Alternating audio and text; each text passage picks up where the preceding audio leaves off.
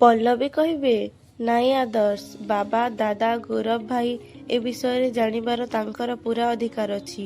ଏମିତି କହି ପଲ୍ଲବୀ ଚିତ୍ତ ଅଙ୍କଲଙ୍କୁ କହିବେ, ଚିତ୍ତ ଅଙ୍କଲ, ଆପଣ ଟିକେ ବାହାରେ ନଜର ରଖିଥାନ୍ତୁ, ଯେମିତି ଭିତରକୁ କେହି ନ ଆସିଥାନ୍ତୁ। ତାପରେ ଚିତ୍ତ ଅଙ୍କଲ କହିବେ, ଆଜ୍ଞା। ଏମିତି କହି ଚାଲିଯିବେ। ତାପରେ ପଲ୍ଲବୀ ଆନନ୍ଦକୁ ସବୁ ଘଟଣା କହିବେ। ଆଉ ପୁଣି କହିବେ, ଆଦର୍ଶ ନିର୍ଦ୍ଦୋଷ ବାବା, ତାଙ୍କୁ ଫସେଇ ଦିଆଯାଇଛି। ତାପରେ ଆନନ୍ଦ ଆଦର୍ଶକୁ କହିବେ, ତୁ ଜମା ଚିନ୍ତା କରନି ଆଦର୍ଶ, ତୋ ବାବା ତୋ ସହିତ ଅଛି। ଏ ସହରର ସବୁଠୁ ବଡ଼ ଓକିଲକୁ ହାୟାର କରି ଯେତେ ଶୀଘ୍ର ସମ୍ଭବ ହେବ ସେତେ ଶୀଘ୍ର ତୋତେ ବେଲକୁ ମୁଁ ନେଇ ଆସିବି। ହେଲା ବାବା। ତାପରେ ବିନୋଦ କହିବେ, ଆଦର୍ଶ, ଆମେ ସମସ୍ତେ ତୋ ସାଙ୍ଗରେ ଅଛୁ, ତୁ ଜମା ବି ଚିନ୍ତା କରନି। ତାପରେ ଗୌରବ କହିବେ, ତୁ ମୋ ସାନ ଭାଇ ଆଦର୍ଶ, ତୋତେ ଏମିତି ଲକଅପ୍ ଭିତରେ ଦେଖି ମୁଁ ସହିପାରୁନି। ଏମିତି କହି ଗୌରବ ପଲ୍ଲବୀକୁ କହିବେ, ପଲ୍ଲବୀ, ତମକୁ ଯେତେବେଳେ ବି ଯାହା ବି ହେଲ୍ପ ଦରକାର ପଡ଼ିବ ତମେ ମୋତେ କହିବ। ଆଦର୍ଶ ପାଇଁ ମୁଁ ଜୀବନକୁ ବାଜି ଲଗେଇ ଦେବାକୁ ପଛେଇବିନି। ତାପରେ ଚିତ୍ତ ଅଙ୍କଲ ଆସିବେ ଆଉ କହିବେ, ମ୍ୟାମ୍, ବହୁତ ଟାଇମ୍ ହେଇଗଲାଣି, IIC ସାର୍ ନହେଲେ ଚିଲେଇବେ। ତାପରେ ଆନନ୍ଦ କହିବେ, ଠିକ୍ ଅଛି, ଏବେ ଆମେ ଆସୁଛୁ ଆଦର୍ଶ, କାଲି ପୁଣି ଦେଖାହେବା। ତାପରେ ଆଦର୍ଶ କହିବେ, ବାପା, ପଲ୍ଲବୀ ସକାଳୁ ଘରୁ ଆସିଛନ୍ତି, ତାଙ୍କୁ ବି ଟିକେ ସାଙ୍ଗରେ ନେଇ ଯାଆନ୍ତୁ, ସିଏ ଘରେ ରେଷ୍ଟ ନେବେ। ତାପରେ ପଲ୍ଲବୀ କହିବେ, ନାଇଁ ଆଦର୍ଶ, ମୁଁ ତୁମକୁ ଏଠି ଏକୁଟିଆ ଛାଡ଼ିକି କୁଆଡ଼େ ବି ଯିବିନି।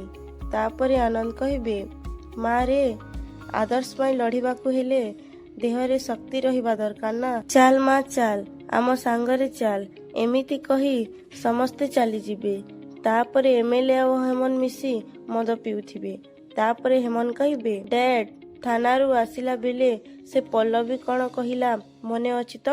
ଭାରି ଜିଦିଆ ସ୍ତ୍ରୀ ଲୋକ ସିଏ। ଥରେ ତା ମୁଣ୍ଡ ଭିତରେ ଯାହା ସେଟ୍ ହେଇଯାଏ ସେ ତାକୁ ଯେମିତି ହେଲେ କରେ। ତାପରେ MLA କହିବେ, ତମେ ସେଥିପାଇଁ ଆଦୌ ଚିନ୍ତା କରନି, କିଛି ବି ହବନି। ଆରେ, ଏ କେସ୍ ପଲ୍ଲବୀକି ଦିଆଯିବ ନାହିଁ, କାହିଁକି ନା ନିଜ ଘର ଲୋକଙ୍କୁ ନିଜ କେସ୍ ଦିଆଯାଏ ନାହିଁ।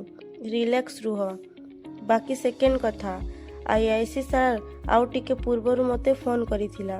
ସିଏ କହିଲା ପଲ୍ଲବୀକି ବହୁତ ଖୋଳତାଡ଼ କରି ପଚାରିଛି ସିଏ। ପଲ୍ଲବୀ କହିବା କଥା, ଶମ୍ଭୁ ନାୟକ ପାଖରୁ କୌଣସି ସିକ୍ରେଟ୍ ଫାଇଲ୍ ସିଏ ହାସଲ କରିନାହିଁ। ଆଉ ଶମ୍ଭୁ ନାୟକକୁ ତମେ ମାରିଛ ବୋଲି ତା ପାଖରେ ବି କୌଣସି ଏଭିଡେନ୍ସ ନାହିଁ। ଏବେ ପଲ୍ଲବୀ କ'ଣ ଭାବୁଥିବ, ଶମ୍ଭୁ ନାୟକ ପାଖରେ ଯେଉଁ ସିକ୍ରେଟ୍ ଫାଇଲ୍ ଥିଲା ସେ ଫାଇଲ୍ ଆମ ପାଖରେ ଅଛି। ତାପରେ ହେମନ୍ତ କହିବେ, କିନ୍ତୁ ଡ୍ୟାଡ୍, ସେ ସିକ୍ରେଟ୍ ଫାଇଲ୍ ଏପର୍ଯ୍ୟନ୍ତ ତ ଆମ ପାଖରେ ପହଞ୍ଚିନି। ପୁଣି MLA କହିବେ, ତମେ ସେ କଥା ଚିନ୍ତା କରନି, ପହଞ୍ଚିବ, ତମେ ଚିନ୍ତା କରନି। ବର୍ତ୍ତମାନ ବଡ଼ କଥା ହେଲା ପଲ୍ଲବୀ ହାତରେ ଯେହେତୁ ସେ ସିକ୍ରେଟ୍ ଫାଇଲ୍ ଲାଗିନି, ୱି ଆର୍ ନୋ ସେଫ୍। ତାପରେ ହେମନ୍ତ କହିବେ, ଡ୍ୟାଡ୍, ବର୍ତ୍ତମାନ ପାଇଁ ଆମେ ସେଫ୍ ସେ କଥା ତ, କିନ୍ତୁ ସିଏ ସେ ଫାଇଲ୍ ଯୋଉଠି ହେଲେ ଖୋଜିବ, ବାହାର କରିବ, କାରଣ ସେ କେବେ ବି ଚୁପ୍ ହେଇକି ବସିବନି। ତାମାନେ ଖଣ୍ଡା ଆମ ମୁଣ୍ଡ ଉପରେ ଏବେ ବି ଝୁଲୁଛି। ଡ୍ୟାଡ୍, ଯଦି ସେ ସିକ୍ରେଟ୍ ଫାଇଲ୍ ଆମ ହାତକୁ ଆସିବା ପୂର୍ବରୁ ପଲ୍ଲବୀ ହାତରେ ଲାଗିଯାଏ ତାହେଲେ?